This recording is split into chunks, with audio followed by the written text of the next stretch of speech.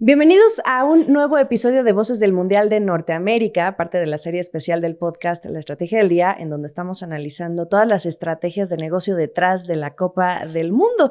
Y déjenme decirles algo porque este torneo también lo ganan las plataformas de creación de contenido, especialmente TikTok. Y por eso hoy nos acompaña Jorge Taboada, el director de operaciones para los mercados en español de TikTok en América Latina. Bienvenido, Jorge. Hola, ¿qué tal, Jimena? Mucho gusto. Gracias por la invitación. Gracias. Y también nos acompaña Isaac Garrido, parte de nuestro equipo de la Estrategia del Día de Bloomberg Línea, que se encarga de reportar todo lo referente al lujo y muchas otras cosas interesantes que suceden en el mundo, ¿verdad, Isaac? Así es, Jimena, y muchísimas gracias por tenerme y por sumarme a esta interesante conversación mundialista.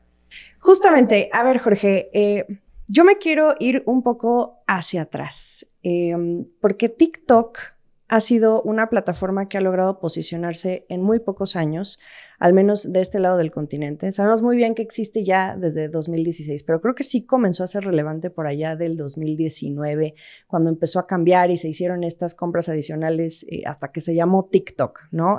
No vamos a contar hoy toda la historia, pero creo que sí es importante para entender dónde está TikTok hoy y además cómo es vivir un mundial de fútbol en la era de TikTok.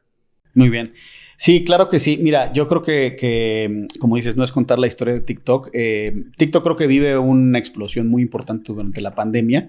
Recordarás, ¿no? Que es cuando también hubo un momento de espacio en el cual muchas personas podían enfocarse en el consumo y en la creación de contenido de las plataformas. Dicho de otra forma, tenían tiempo para crear contenido y eso yo creo que aceleró de alguna manera el crecimiento de la plataforma, que ya venía creciendo de manera importante. En China existe de hecho con otro nombre, no es TikTok, se llama Douyin, es una plataforma distinta.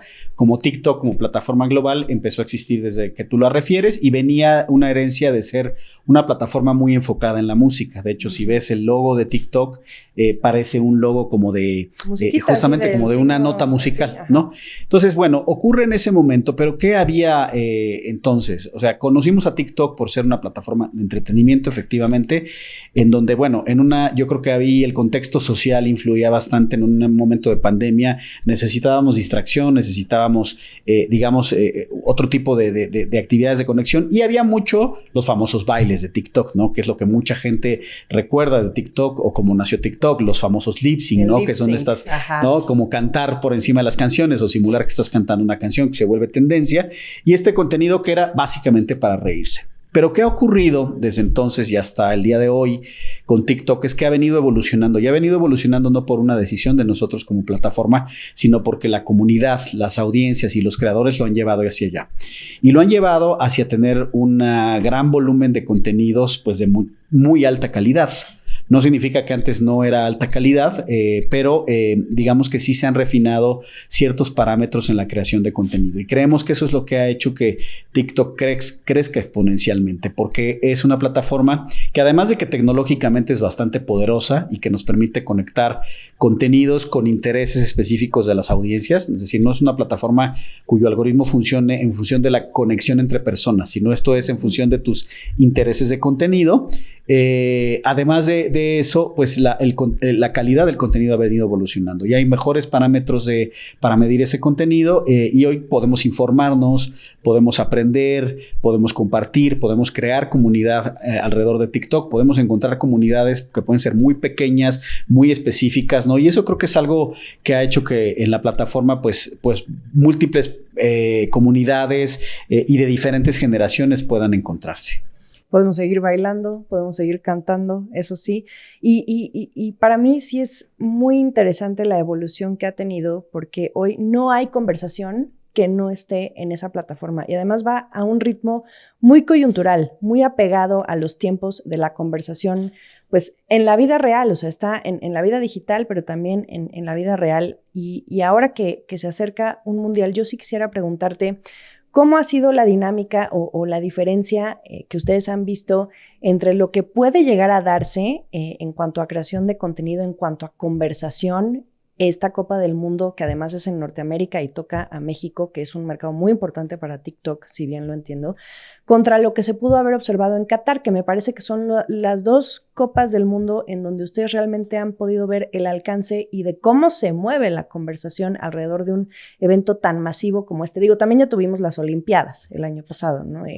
O antepasado, no me acuerdo, pero ya se puede tener un parámetro de qué es lo que puede esperar una plataforma como TikTok y qué puede sacar, o sea, qué provecho puede sacar de esto. Sí, yo creo que hay dos líneas en las que tenemos que dividir la conversación en relación a tu pregunta. Lo primero es lo que ocurría hace 4 años, 3 años y medio en realidad, en Qatar, ¿no? Cuando con la plataforma que sí, ya fue muy relevante en la conversación, pero justamente que tiene que ver con lo que te decía hace un momento, el tipo de contenido y el tipo de interacción que se tenía. Por ejemplo, algo que estaba muy en boga en Qatar 2022 en relación al Mundial eran como toda nuestra librería de efectos, ¿no? Como que son al final herramientas y desarrollos y productos, pues para que haya lo que llamamos el user-generated content, ¿no? Contenido generado por los usuarios. Entonces había un montón de efectos, que si la mascarita, que si esto, que si la canción, que si... en fin, había mucho que sigue teniendo ese componente mucho más enfocado en el entretenimiento. Siempre TikTok tiene ese componente de entretenimiento, pero estaba mucho más cargado, ¿no? Entonces, eso era algo que veíamos muchísimo en Qatar. Entonces, por una parte esto, los hábitos han cambiado, la creación de contenidos ha cambiado. Entonces, creo que esa es una de las diferencias importantes. Hoy vamos a encontrar mucho más contenido que va a generar conversación alrededor de lo que está pasando, contenido serio, digamos, entre comillas, o sea, alrededor del torneo, y contenido pues que se vuelve tendencia, que se vuelve tema de conversación, etcétera, porque por ahí alguien subió un meme interesante o porque por ahí alguien, algún dueño de derechos juega con una imagen oficial de algún gol y alguna canción que está en tendencia y entonces eso genera un montón de conversación. O sea, creo que por un lado está esa parte de los hábitos del consumo y de lo que se está generando. Por otro lado está la parte estratégica de nosotros como empresa. La realidad, yo aún no trabajaba en TikTok, entonces entré a TikTok 3 meses después de la Copa del Mundo, pero sí sé un poco de lo que había, y es que no había una estrategia tan estructurada como compañía. O sea, éramos una compañía muy nueva, ¿no? En formación, y el enfoque estaba en otro lado. Y ahora hemos tenido una estrategia mucho más estructurada y mucho más sólida, que tiene un ancla muy importante que es el acuerdo que firmó TikTok con la FIFA para dar condiciones preferenciales, para ser una plataforma preferente para aquellos que tienen derechos sobre el Mundial. En el caso particular de México, Televisa, que es la plataforma que compró los derechos, ¿no? Que es el broadcaster, la empresa. Entonces, ¿qué significa esto? Que Televisa dentro de TikTok pueda hacer más y mejores cosas con su contenido, con el contenido del que ya compró los derechos, que lo que va a poder hacer en otras plataformas, ¿no? Por ejemplo, la transmisión en vivo de los 10 primeros minutos de un partido de fútbol, ¿no? De los partidos que la plataforma selecciona. O sea, nosotros lo que habilitamos es una serie de oportunidades para el dueño de los derechos. Ellos tendrán su propia estrategia de distribución, no tiene una obligatoriedad para ellos, ¿no? Pero, por ejemplo, sí tiene algunos otros componentes como la posibilidad de comercializar sobre un producto que nosotros tenemos dentro de TikTok, ¿no? Donde están estos contenidos exclusivos de ellos y que puedan tener un modelo comercializable con las marcas que son patrocinadoras del Mundial. Una cosa muy importante para mencionarle y para compartirle a la audiencia, y tú lo sabes, es que los derechos para un Mundial son bastante restrictivos, ¿no? O sea, hay muchos detalles, prácticamente todo aquello de lo que la FIFA es dueña, como derecho. Por ejemplo, hoy ¿por qué no se puede jugar en el Estadio Azteca la final del fútbol mexicano? Porque el estadio ya pasó a propiedad de la FIFA, ¿no? Entonces, el estadio es un activo de la FIFA sobre el cual tiene derechos y no cualquiera, solamente los que tienen derechos pueden explotar esa imagen. Entonces es un acuerdo muy importante, ¿no? Porque eso nos va a permitir tener acceso a contenido oficial, original, las repeticiones de los goles, las mejores jugadas, en fin, lo que el broadcaster decida.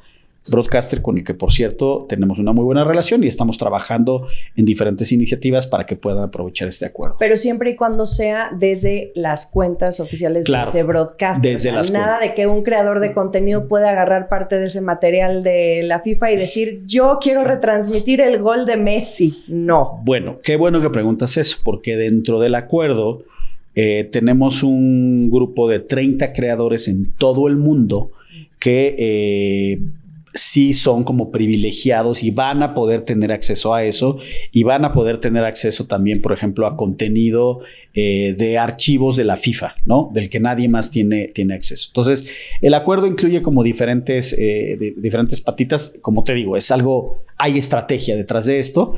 De esos 30 creadores hay 3 de nuestra región. Son 2 argentinos y un mexicano. Y tenemos otros 3 en Brasil. Yo también soy responsable de la parte de deportes para Brasil. Entonces tenemos 3 creadores en Brasil. Y luego hay una lista de 500 creadores también a nivel mundial, que en nuestra región son aproximadamente como 80 y tantos, ¿no? De esos 500, de los cuales que pueden también, digamos, no tener el mismo acceso a que esos 30 o esos 3 en nuestra región, pero que sí nosotros los podemos blindar para que puedan hacer ciertos contenidos del mundial. Pero fíjate todo lo que tenemos que hacer de nuevo, lo que comento, porque los derechos tienen bastantes restricciones, ¿no? Entonces, no cualquiera, ese es un mensaje importante. Si hoy nos está escuchando algún creador de contenido, no cualquiera puede subir cualquier cosa sobre el Mundial de Fútbol, ¿no? Es solamente estos dueños de derechos o este grupo, digamos, de creadores. De hecho, algo que hemos hecho también a nivel de estrategia y de relacionamiento como compañía es que hemos estado dando entrenamientos a creadores de contenido para, en conjunto con la FIFA, justamente para explicar estos do's and don'ts sobre la publicación de contenido. Entonces, resumiendo, creo que de 2022 a ahora hay 2 cambios: los hábitos de consumo y hábitos de creación de contenido del lado de la audiencia, y por otro lado, nosotros como compañía, que ahora tenemos una estrategia claramente definida. Oye, Jorge, ¿y nos podrías hablar un poco de cómo es esta selección de los creadores? Porque creo que esta es una conversación que siempre genera ruido entre la comunidad que crea contenido. Es de cómo se hace esa selección, qué filtro, por qué solo 2 en Argentina y no más en una región que es futbolera por excelencia e históricamente muy pasional en torno al tema de los mundiales. Sí, es una muy buena pregunta y creo que vale la pena aclararlo. Al final son parámetros de negocio, o sea, si existe, qué bueno que me lo preguntas, porque no es de a dedazo, ¿no? No es que a alguien se le ocurrió, ¿no? Sí. Y que pensó de estos creadores me caen bien o estos me gustan o no, hay toda una lógica detrás.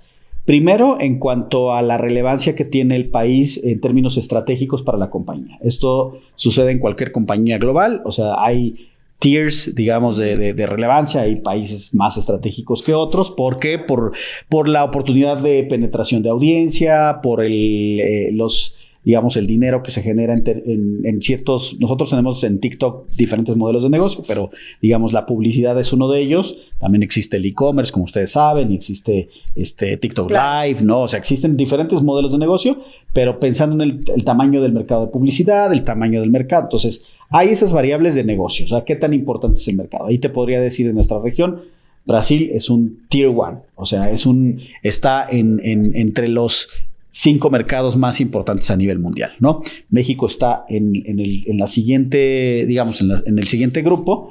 Entonces, eso hace que, por eso tenemos 3 de Brasil, por ejemplo, y tenemos 1 de México. ¿Por qué 2 de Argentina? Precisamente tiene que ver con la importancia que tiene esta categoría de contenido en ese país. En Argentina... Pero el amor al fútbol, que es efectivamente, mucho más grande que en México. Es pasional, exactamente. En Argentina también hay un fenómeno de consumo de contenidos de Argentina para argentinos para Argentina, o sea, es bastante local, ¿no? Entonces, son todas estas variables. Y obviamente, variables, todo esto es, te digo, como decimos en digital, data, No, hay data que sustenta el performance que tiene, el desempeño que tienen estos creadores en cuanto a muchas variables, ¿no? Pues la cantidad de video views, la cantidad de seguidores, el engagement que tienen, el time spent que tiene la audiencia dentro de sus cuentas, el porcentaje de contenido de alta calidad de acuerdo a los parámetros de nuestros algoritmos, ¿no? Que tiene cada uno. O sea, hay variables específicas que lo definen, incluso, o sea, nosotros, la decisión no pasa ni siquiera por nosotros, es prácticamente una lista que ya nos dicen centralmente, estos son los creadores. Así como se hace en el Mundial, ocurre para cualquier otra de nuestras iniciativas, pero en este caso, bueno, estamos hablando del Mundial, ¿no? Y ahora, Jorge, hablas también de estos trainings, que yo creo que es lo que caracteriza mucho a TikTok como plataforma, el ecosistema que han creado con toda esa comunidad creativa, quienes están impulsando y llenando de contenido la plataforma. ¿Cómo es uno de estos trainings? ¿Qué se les dice cuando trabajan con la FIFA? ¿Cuáles son las restricciones? ¿Qué sí va a estar blindado? ¿Qué no va a estar blindado? Si nos los puedes describir un poco ahí. Claro que sí. Nosotros, digamos, organizacionalmente dentro de TikTok, a nivel de empresa, nosotros en el área de operaciones reportamos al área de producto, ¿no? Es decir, estamos directamente vinculados con las personas que están desarrollando el producto, las nuevas herramientas, nuevos features, todas las novedades del producto. Entonces, la verdad es que somos muy privilegiados porque estamos de primera mano con quienes están dándole rumbo a lo que pasa en nuestra compañía y con nuestra plataforma. Nosotros trabajamos con dos audiencias, básicamente, que son lo que llamamos publishers, que son todas aquellas entidades institucionales que generan contenido, como hablábamos ahora, por ejemplo, pueden ser los broadcasters, pero también pueden ser los equipos de fútbol, también pueden ser las ligas, trabajamos con la Federación Mexicana, por ejemplo, de fútbol, o sea, cualquier ente institucional que genera contenido, no con marcas. Eso pasa por otra área, que es el área comercial. Entonces, trabajamos con esto, que llamamos publishers, y trabajamos con creadores de contenido, toda la comunidad de creadores. También hay una serie de parámetros súper específicos de por qué trabajamos con los creadores que trabajamos, porque afortunadamente, como deben de saber, hay miles o hasta millones de creadores de contenido, ¿no? Aquí en la mesa tenemos uno muy exitoso sentado entre nosotros, Jimena, pero... hay muchísimos y bueno, también nosotros tenemos al final estratégicamente que acotarlo y hay razones por las cuales se trabaja con ellos. ¿Y qué se hace en estos entrenamientos? Nosotros damos toda la pedagogía que viene justamente de los equipos de producto. Es decir, quienes lo están desarrollando, quienes están en el día trabajando con eso nos dicen, mira, estas son las tendencias, esto es lo que el algoritmo está privilegiando, esto es lo que la audiencia está buscando. Y en base a eso nosotros construimos la narrativa. Okay. Pero hay una parte muy importante de este relacionamiento, Isaac, que yo siempre les digo a nuestra comunidad de creadores. Nosotros les podemos dar la pedagogía, lo que viene en el librito, lo que nosotros aprendemos y sabemos desde adentro. Pero el aprendizaje más importante viene de ustedes, de los creadores de contenido, porque son los que empiezan a experimentar, ¿no? Y son los que empiezan a de repente identificar tendencias de comportamiento de la plataforma, ¿no? Entonces de repente vemos que los creadores nos empiezan a levantar la mano con cosas positivas o a veces no tan positivas que les ocurren, ¿no? Oye, es que mira, hice este tipo de videos y exploté en la plataforma y de repente empezamos a encontrar patrones de los creadores, ¿no? Que nos refieren exactamente el mismo comportamiento. Bueno, ahí se va generando aprendizaje sobre la plataforma. Entonces, por eso, Isaac, es muy importante esto que me preguntas, el relacionamiento con la comunidad de creadores. Tú lo sabes, estamos muy cerca de ellos siempre. Es un pilar fundamental dentro de nuestra estrategia, porque no solo los estamos educando, sino estamos continuamente generando más aprendizaje gracias a ellos. Medio Tiempo, en colaboración con Arca Continental. El evento de fútbol más grande del mundo, este 2026 podría generar más de $4,000 millones en impacto económico para México. Pero hay un dato clave. En el país existen cerca de 2 millones de pequeños comercios. Y ahí podría jugarse uno de los partidos más importantes, el del comercio local. Porque el reto no es solo vender más, es aprender a vender distinto, recibiendo pagos digitales o atendiendo visitantes de otras culturas. Va a haber mucha gente que quiere conocer, no nomás van a venir exclusivamente a ver partidos, van a querer conocer la ciudad. Ante ese escenario, Somos Locales, impulsada por Arca Continental, embotellador de Coca-Cola que cumple 100 años de operación en México, y la UANL, ya capacita a cerca de 5,000 pequeños negocios en idiomas, digitalización y atención al cliente. Una hija mía es la que está tomando casi la mayoría de los talleres que están pasando por internet. Más que todo de los cursos que vienen ahí de los idiomas que están dando, el inglés, el coreano, japonés. Porque cuando una ciudad se prepara para recibir al mundo, también se transforma la forma de hacer negocios. Somos Locales es aprendizaje. Somos Locales es motivación. Medio Tiempo, en colaboración con Arca Continental. A mí me queda esta duda ahora que decías que no solo son esos super rockstars seleccionados para esta cobertura especial que se va a hacer desde TikTok, por supuesto con apoyo de esos creadores de contenido, sino también los otros 500. ¿Cómo es ese blindaje tecnológicamente hablando? O sea, ¿cómo se cerciora la plataforma de que no se están saliendo los lineamientos? Porque personas atentas a ellos no van a estar, me imagino. ¿Cómo funciona eso? Mira, digamos que entran dentro de una lista en los cuales nosotros tenemos sistemas tecnológicos de moderación de contenido. Básicamente es esto, ¿no? Obviamente, también hay humanos que trabajan en esto. Cada vez es más sofisticada nuestra inteligencia artificial para esto. Entonces, es básicamente darle señales a la plataforma en donde le decimos, hey, este es como que un creador certificado, aprobado. Obviamente no es como que no salieron de la manga los 500, o sea, no son esos 500, tienen una razón de ser por su historial dentro de la plataforma, porque entienden muy bien las normas de la comunidad, que es muy, muy importante esta parte para la moderación, ¿no? Ahora, no significa que estos 500 pueden publicar lo que quieran y pueden violar las normas de la comunidad. Ese es un no negociable. Sigue siendo un estándar, porque así los estándares de TikTok y los estándares de la FIFA. Además. No, así es. Entonces, exacto, esos son no negociables, pero sí es un poquito cuidar a esos, pues como entes certificados que tenemos, ¿no? Que tienen como una especie de sello de calidad. Esto es para este proyecto, muy específico. Estamos hablando de un mundial de fútbol, estamos hablando, como dices, de un acuerdo con la FIFA, o sea, es bastante delicado. No es que ocurra cotidianamente, pero el impacto que tiene un evento como estos nos hace tomar este tipo de decisiones, ¿no? Y me cambia mucho la perspectiva, porque quizá antes de iniciar esta conversación yo decía, ¿cómo compite TikTok con los broadcasters? O sea, con las televisoras que históricamente, pues obviamente son las que se han peleado esos derechos. Pero el ver cómo una plataforma de creación de contenido puede ser extensión de la conversación y no necesariamente pelearse, precisamente porque no vas a poder transmitir todos los partidos, sí, algunos fragmentos y todo, pero es como darle seguimiento pues es muy benéfico. Todos somos hoy, yo creo que, o no todos, pero una buena parte somos transmedia en cuanto a nuestro consumo de contenido e información. Sí. O sea, podemos viajar de la televisión a la radio, a un podcast, a un video, a una plataforma, ¿no? A lo mejor algún medio impreso, etcétera. Y creo que siempre, o sea, hay que entender también a la plataforma como algo complementario a todo esto, ¿no? Probablemente te gusta sentarte a ver el partido frente al televisor, pero al mismo tiempo que estás viéndolo frente al televisor, estás comentando con alguien a través de una herramienta de mensajería.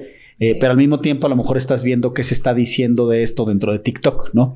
Entonces creo que es muy importante esto. Ahora, el nivel de conversación que se genera no solo durante y después, sino desde antes en TikTok es tremendo, ¿no? Es muy importante. Hace rato hablabas de algo muy real, que es que la verdad es que las tendencias inician en TikTok. O sea, la conversación, sí, después lo puedes ver en muchos lugares, pero es un detonador de conversación, tendencias, ¿no? Eso es algo de lo que, o sea, cotidianamente pasa en nuestra plataforma. Luego son las televisoras las que retoman esa tendencia. Sí, para la sensibilidad, ¿no? Sí. Son el nuevo barómetro ahí. Sí, claro. Así es, ¿no? Entonces, creo que es muy importante que quienes desarrollan contenido, pues entiendan eso, que como nosotros como consumidores vamos a estar viajando a través de las diferentes plataformas. Y lo que ocurre dentro de TikTok es muy importante. No es que sea una competencia, ¿no? Porque acá hay un montón de creadores, hay análisis, como te decía, hay conversación, hay educación,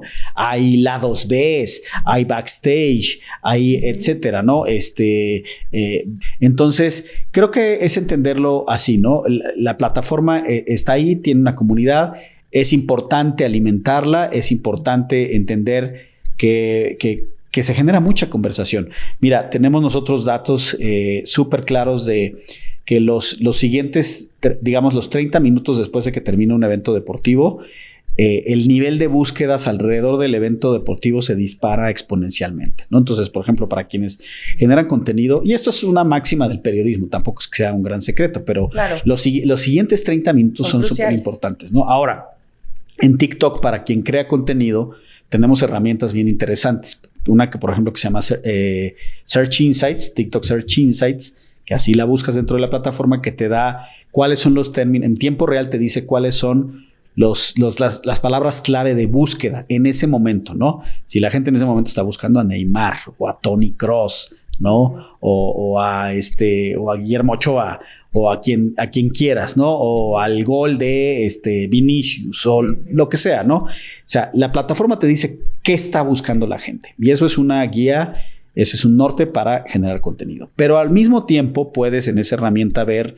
cómo está la oferta versus la demanda de ciertos contenidos. Entonces, de repente puedes encontrar categorías de contenido. Quizá el mundial termina siendo muy específico, pero es una herramienta poderosa en donde te dice, bueno, hay un montón de búsquedas de esto y lo que nosotros estamos dando, o sea, lo que la plataforma tiene como suplemento de información no es suficiente. Entonces ahí hay una oportunidad porque hay más demanda de la oferta, ¿no?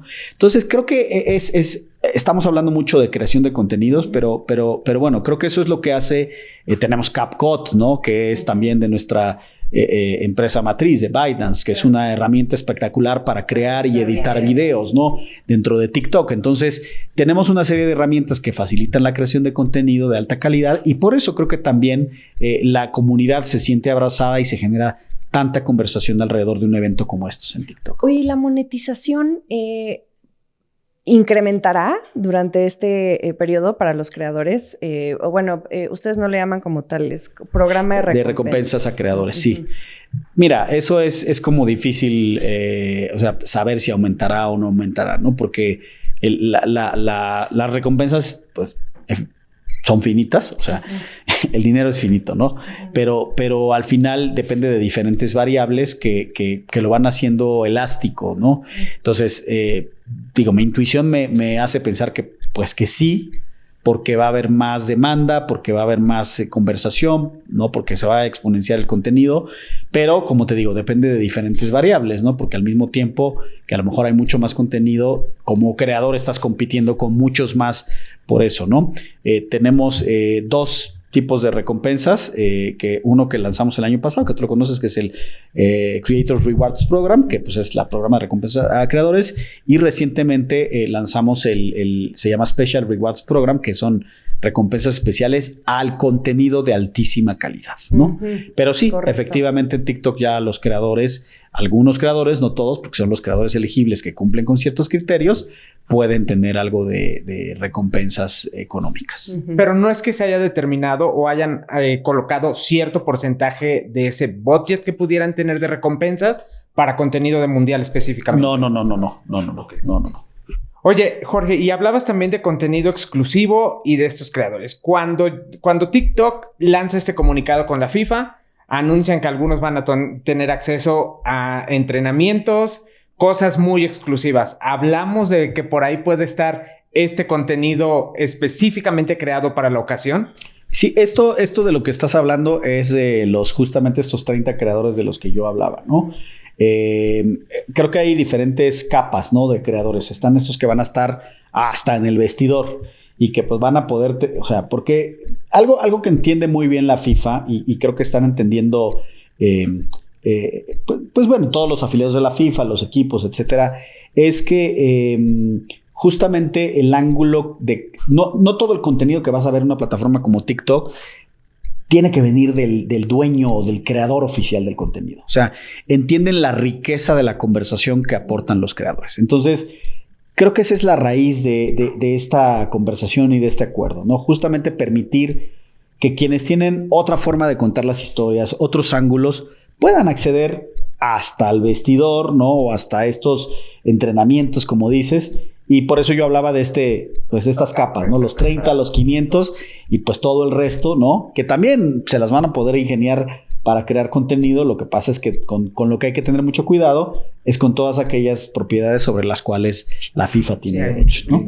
¿Y qué hay? Pasando del lado de los creadores de contenido a las marcas, ¿cómo ganan las marcas? Digo, están todo el tiempo ahí, pero en este mundial ven algo diferente o algo a lo que estén apuntando esta parte del el sector comercial, ¿no? Sí, yo creo que este acuerdo justamente lo que hace es reforzar el valor que obtienen por el evento todos aquellos quienes están invirtiendo en el evento.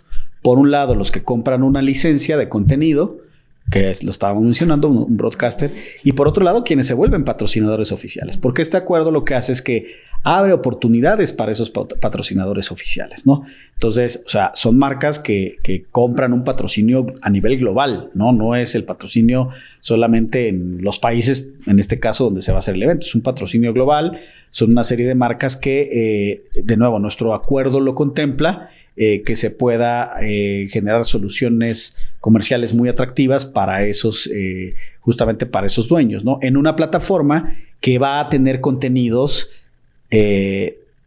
digamos, autorizados por la FIFA o contenidos del dueño de los derechos, ¿no? Y eso le agrega mucho valor a lo que las marcas compran en una plataforma, ¿no? No es lo mismo, pues, comprar alrededor de un evento en un lugar en donde, pues, prácticamente no pueden hablar explícitamente del evento, ¿no? Uh-huh. Entiendo.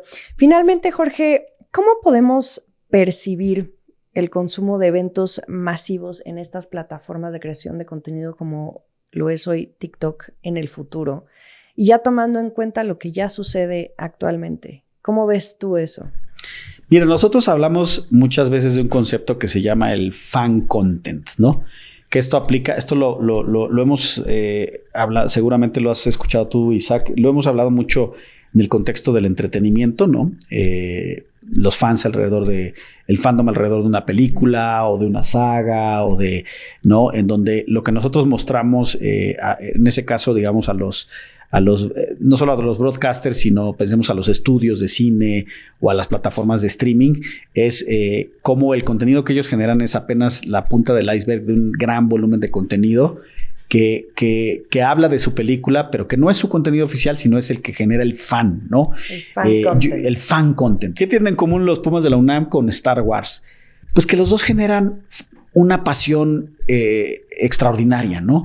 Entonces, nosotros hablamos mucho de esto, de lo que la conexión con el fan genera. Uh-huh. Y que el fan es capaz de generar, pues eso, ¿no? De un mensaje, exponenciarlo, ¿no? Entonces, ¿quiénes hablan más en las plataformas de los Pumas? Pues los fanáticos, el que está en el estadio, el que lo vive, ¿no? Así es. El que te lleva a ese lugar, al estadio, que llora, que te comparte lo que vivió, lo que sintió cuando ocurrió algo en un partido, lo mismo el que fue a la convención o que conoció a George Lucas o lo que quieras, ¿no? Entonces, nosotros hablamos mucho de eso y creo que lo que ha ocurrido en los últimos años, mucho impulsado por TikTok en las plataformas, es que la marca persona ha tomado mucho valor, ¿no? Creo que ha sobrepasado el valor sobre mucho de la marca institucional en el ámbito en el que lo quieras hablar, ¿no? Sí, político, sí. En medios, en lo que sea. Entonces, la marca persona es muy importante y nosotros vemos que esto no tiene reversa, ¿no? O sea, la importancia de la marca persona, del fan, del que es como tú o como yo, que se refleja en lo que está mostrando, que te conecta porque tal cual, ¿no? Es una persona que siente, que piensa y que vive como tú y que creo que que ese es el corazón de la explosión de esta economía de los creadores de contenido, ¿no? Entonces, esa es una cosa que nosotros no vemos que va a ocurrir. O sea, no hay marcha atrás en el futuro de esto. Evidentemente, pues la influencia que tenga la inteligencia artificial para sofisticar más a las plataformas, yo no lo veo como un tema de sustitución de la creación de contenido para nada, ¿no? Los veo como habilitadores para potenciar la creatividad de los creadores de contenido. Lo veo como herramientas que van a sofisticar muchísimo las plataformas, ¿no? Lo que puedan hacer las plataformas, pero sí creo que enfatizaría en esta parte como del fan, ¿no? De la persona y el impacto que va a seguir teniendo en las plataformas a futuro. Tu marcador final para la Copa del Mundo. ¿Quién contra quién? ¿En la final de la Copa del Mundo? Sí, apuestas. Mira, no sé si lo que voy a decir pueda ser, porque luego las llaves a lo mejor se encuentran antes, pero mira, yo creo que la final puede ser un Brasil-España. Ándale. Eso estaría bueno. Y qué Eso mejor está que bueno, ¿eh? en Brasil, ¿no? España es uno de los grandes favoritos. Brasil es es el único que ha ganado 5 copas. Ahorita nadie piensa mucho en Brasil, pero yo creo que Brasil puede sorprender. Tiene uno de los mejores entrenadores del mundo y Brasil es Brasil. Te vamos a hablar, Jorge. Te vamos a hablar para ver si eso Para sucede. ver si acertó Sí. ahí. Jorge Taboada, director de operaciones para TikTok en Latinoamérica, los mercados en español. Gracias por acompañarnos y gracias a ustedes por acompañarnos en un episodio más de Voces del Mundial de Norteamérica. Nos escuchamos en el siguiente.